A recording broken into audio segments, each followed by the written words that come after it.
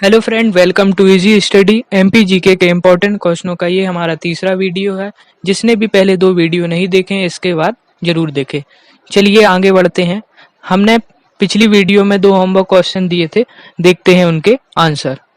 तो हमारा पहला क्वेश्चन था, कचवाहा राजपूतों की राजधानी सिहोनिया मध्य प्रदेश के किस जिले में है? तो इसका आंसर है कि कचवाहा राजपूत की राजधानी सिहोनिया मध्य प्रदेश के मुरैना जिले में है। और कछवाहा वंश की स्थापना 1115 से 1135 के बीच में की गई थी। और कछवाहा वंश की स्थापना करने वाले राजा कौन थे? तो वो थे कितिराज राजा थे। तो आप लोग ये भी याद रखिएगा। दूसरा क्वेश्चन था हमारा, मध्य प्रदेश का डेट्रॉइट किस शहर को कहा जाता है? तो इसका आंसर है पीतमपुरा शहर को मध्य प्रदेश का डेट्रॉइट कहा जाता है। और इस शहर को मैन्युफैक्चरिंग उद्योग भी कहते हैं। तो आप लोग ये भी याद रखिएगा। और प्रीतमपुरा धार जिले में लगता है। और भारत का डेट्रॉइट चेन्नई को कहा जाता है। चलिए आगे बढ़ते हैं, देखते हैं आज का हमारा पहला क्वेश्चन। बचपन बचाओ आंदोलन की शुरुआत 1980 में मध्य प्रदेश के किस शख्स ने की थी? तो किसने की थी? तो वो थे कैलाश सत्यार्थी। तो आप लोग ये याद रखिएगा कि बचपन बचाओ आंदोलन की शुरुआत 1980 में मध्य प्रदेश के कैलाश सत्यार्थी ने की थी। और कैलाश सत्यार्थी भारत के बाल विकास एक्टिविस्ट हैं। तो आप लोग ये भी याद रखिएगा कि बाल विकास एक्टिविस्ट कैलाश सत्यार्थी हैं। और इनको 2014 में मलाला यूसुफजई के साथ नोबेल पुरस्कार मिला था। तो आप लोग ये भी याद रखिएगा कि 2014 में कैलाश सत्यार्थी को नोबेल पुरस्कार दिया गया था। देखते हैं हमारा दूसरा क्वेश्चन। मध्य प्रदेश का आईआईटी और आईआईएम किस शहर में है? देखते हैं इसका आंसर। मध्य प्रदेश का आईआईटी मतलब इंडियन इंस्टीट्यूट ऑफ टेक्नोलॉजी और इंडियन इंस्टीट्यूट ऑफ मैनेजमेंट। तो इसका आंसर है इंदौर। तो ये दोनों कहाँ पे हैं? इंदौर पे हैं। और आईआईटी की स्थापना कब हुई थी? तो स्थापना हुई थी 2006 में। और आईआईएम की हुई थी 1996 में। तो आप लोग ये दोनों सन याद रखेंगे कि इंडियन इंस्टीट्यूट ऑफ टेक्नोलॉजी की स्थापना कब हुई थी? तो वो 2006 में हुई थी। और इंडियन इंस्टीट्यूट ऑफ मैनेजमेंट की स्थापना 1996 में हुई थी। तो आप लोग ये भी ध्यान रखिएगा। Indian Institute of Science Education and Research Madhya Pradesh में कहाँ पर है? तो इसका आंसर है भोपाल।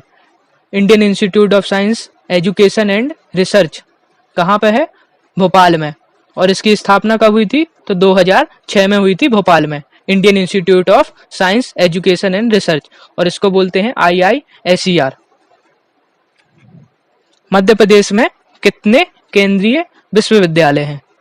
तो ये आपको याद हो जाना चाहिए, ये इंपॉर्टेंट क्वेश्चन है।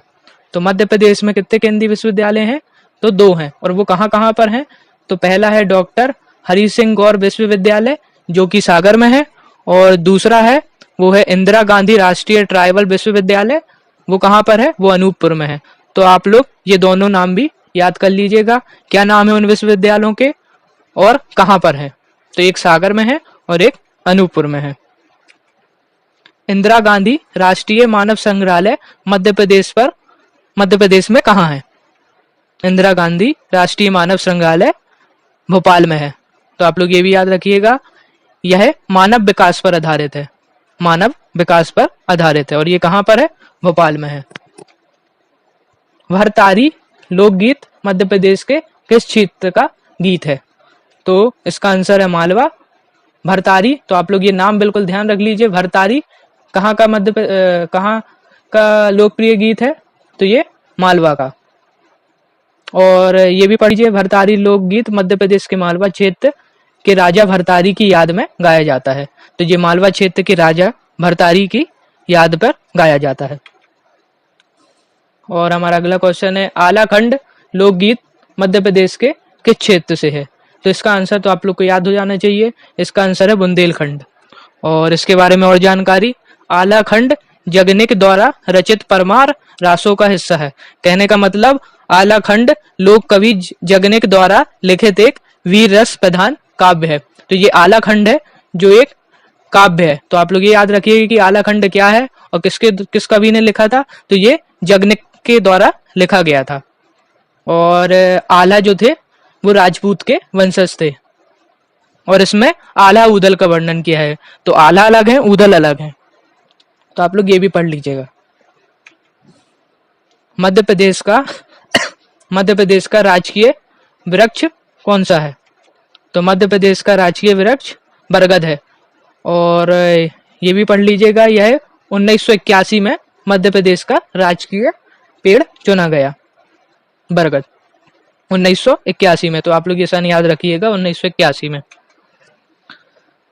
राखी की चुनौती की रचयिता कौन थी? तो राखी की चुनौती की रचयिता सुभद्रा कुमारी चौहान थी। बस अब इसके बारे में इतनी ही जानकारी। अमजद अली खान मध्य प्रदेश के किस क्षेत्र से थे? तो अमजद अली खान मध्य प्रदेश के सरोद वादक क्षेत्र से थे। और अमजद अली खान का जन्म ग्वालियर में हुआ था और भारत के प्रसिद्ध सरोद वादक थे, मतलब प्रसिद्ध, भारत के प्रसिद्ध। तो आप लोग ये भी आ सकता है क्वेश्चन में, भारत के प्रसिद्ध सरोद वादक कौन थे? तो अमजद अली खान। और उनका जन्म हुआ था 9 अक्टूबर 1945 में। तो आप लोग ये तो बिल्कुल ध्यान रखिएगा कि अमजद अली खान का जन्म कब हुआ था? तो 9 अक्टूबर 1945 में। और सफेद बाघों की भूमि मध्य प्रदेश के किस जिले को कहा जाता है? तो सफेद बाघ की भूमि मध्य प्रदेश के रेवा, रेवा मतलब रीवा जिले को कहा जाता है।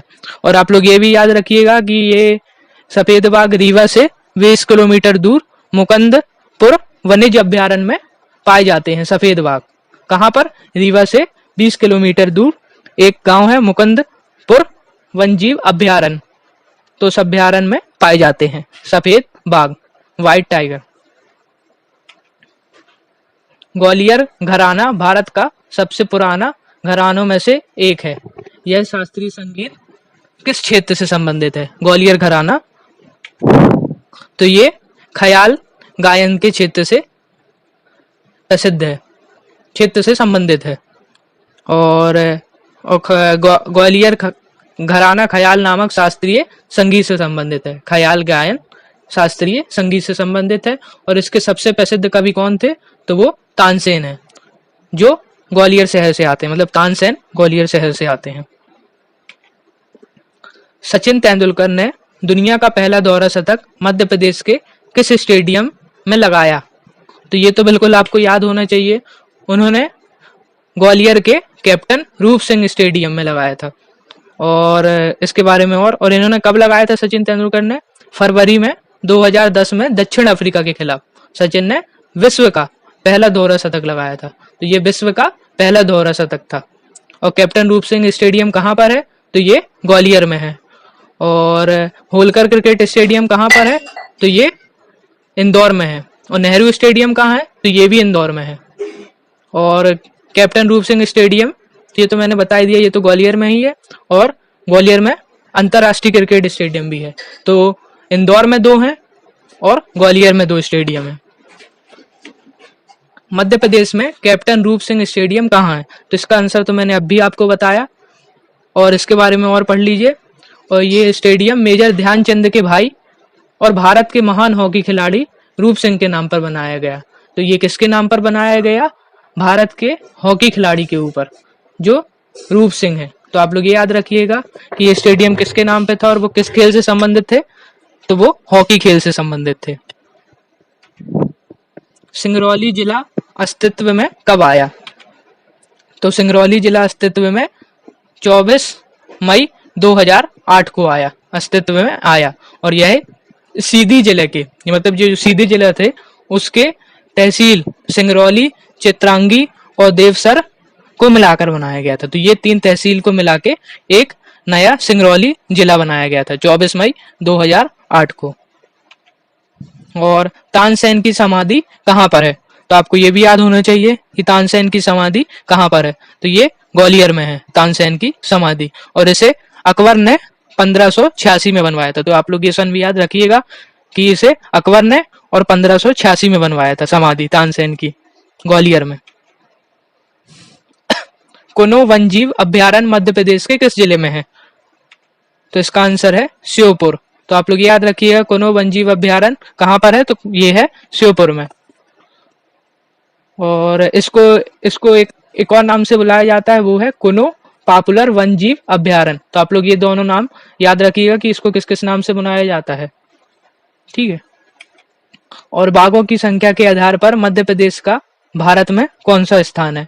बाघों की संख्या के आधार पर मध्य प्रदेश का भारत में तीसरा स्थान है। तो आप लोग याद रखिएगा कि मध्य प्रदेश का बाघों की संख्या के आधार पर तीसरा स्थान है, और पहला स्थान कर्नाटक का है और दूसरा उत्तराखंड का। तो आप लोग ये दोनों नाम भी याद रखिएगा कि पहले में कौन है, दूसरे में कौन है और तीसरे में कौन है। विरहा और विदेशिया नामक गायन तरीका मध्य प्रदेश के किस क्षेत्र से संबंधित है? तो ये बघेलखंड क्षेत्र से संबंधित है। और विरहा विदेशिया मध्य प्रदेश के बघेलखंड क्षेत्र के प्रेम के लोकगीत हैं। तो आप लोग ये भी याद रखिएगा कि ये बघेलखंड क्षेत्र के प्रेम के लोकगीत हैं, विरहा और विदेशिया। और आज का हमारा आखिरी क्वेश्चन, गोंडवाना क्षेत्र मध्य प्रदेश के किस क्षेत्र पर पड़ता है? तो यह पड़ता है दक्षिण पश्चिम मध्य प्रदेश में। और इसके बारे में और जान लीजिए, इसमें दामोदर और सोन घाटी पड़ती हैं, साथ ही यहाँ पर राजमहल की पहाड़ियां भी हैं। तो ये तीन चीज आप लोग याद रखिएगा कि इसमें दामोदर और सोन घाटी पड़ती है और राजमहल की पहाड़ियां हैं। आज की वीडियो हमारी यहीं समाप्त होती है, और ये हैं आज के इस वीडियो के हमारे 2 होमवर्क क्वेश्चन। बुम्बुलिया लोकगीत किस क्षेत्र से संबंधित है? तो पहला क्वेश्चन हमारा ये है, बुम्बुलिया लोकगीत किस क्षेत्र से संबंधित है? तो इसके आंसर आप लोग अवश्य कमेंट बॉक्स में टाइप कीजिए। और एक और क्वेश्चन है हमारा, सिंगा और दालूजी मध्य प्रदेश के किस क्षेत्र के लोकगीत है? तो दोनों लोकगीत के ऊपर है पिछला वाला दोनों क्वेश्चन। तो आप इन दोनों के आंसर कमेंट बॉक्स पर टाइप कीजिएगा।